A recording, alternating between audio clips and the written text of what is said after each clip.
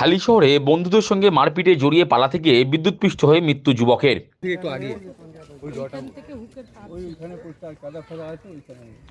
বন্ধুদের সঙ্গে মারপিটে জড়িয়ে দৌড়ে পালাতে গিয়ে হুকিং বিদ্যুতের তারে জড়িয়ে বিদ্যুৎপৃষ্ট হয়ে মৃত্যু হলো এক যুবকের।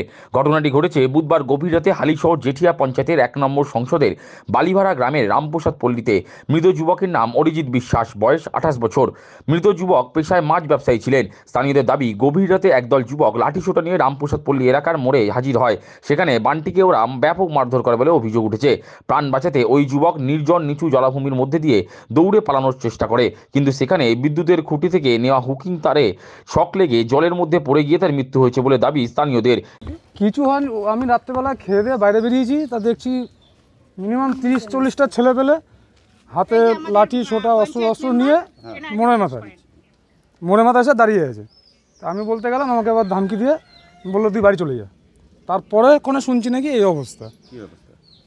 এই যে একে নাকি ওদিকে ধরেছিল, মারধরও নাকি করেছে, করে এবার যখন পালিয়ে ওদিক থেকে এসছে, সে যখন মাঠে গেছে তখন কারেন্ট শট খেয়ে মানে কি মারা গেছে।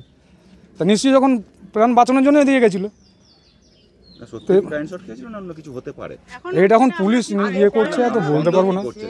এটা রাত্রেবেলা আগে তো মেরেছেই, ঠিক আছে, পরে এটা কি হয়েছে রাতের স্টাফ বান্টি কি কাজ করতো, মাছের কাজ করতো। তো কে আছে ঘরে, কে আছে? ঘরে কেউ নেই, সবাই তো পরিবারে ও আছে, বাবা মা আছে, একটা বোন আছে, বউ আছে, একটা বাচ্চা আছে। কালকে যখন ঘটনাটা ঘটে কটার সময় আপনারা শুনলেন? 12টা। কি জানতে পারলেন? আমি যখন শুনলাম তখন মারা গেছে, এটাই শুনেছি। জেঠিয়া থানার পুলিশ মৃতদেহটি উদ্ধার করে ময়নাতদন্তে পাঠিয়েছে।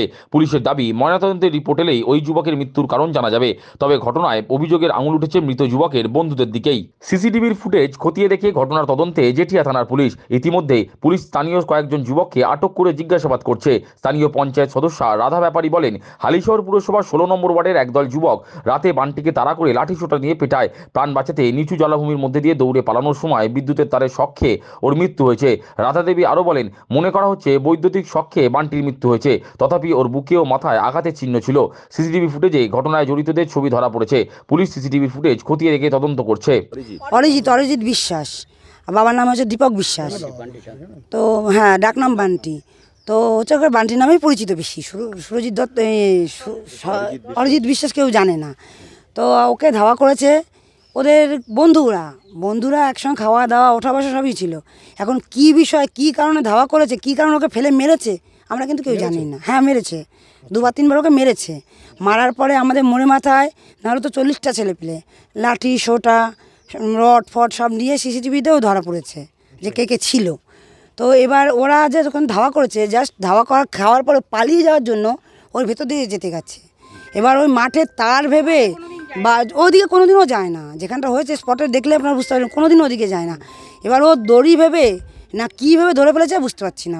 এবার শর্ট খেয়েছে, আর বুকে কিন্তু ক্ষত আছে। হ্যাঁ, বুকে ক্ষত আছে, আমরা দেখেছি। কিন্তু যেই সময়টা এটা হয়েছে ছেলেপেলে সবাই দেখেছে, মাথায় ক্ষত আছে, বুকে ক্ষত আছে, ঠিক আছে। তার মানে কি কেউ মেরে দিতে পারে এরকম সন্দেহ করছেন আপনারা?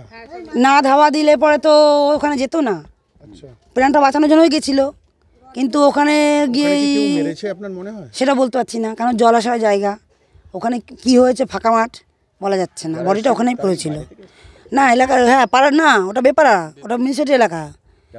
হ্যাঁ, 16 নম্বর ওয়ার্ড থেকে এসেছিল ওরা, বিপুল সিং, তারপরে রাজেশ সিং, টুনু পাল, আপনার সোনা, আর হচ্ছে যে কি নাম, রবিয়া যাদব না পাশি, এরকম কিছু একটা নাম।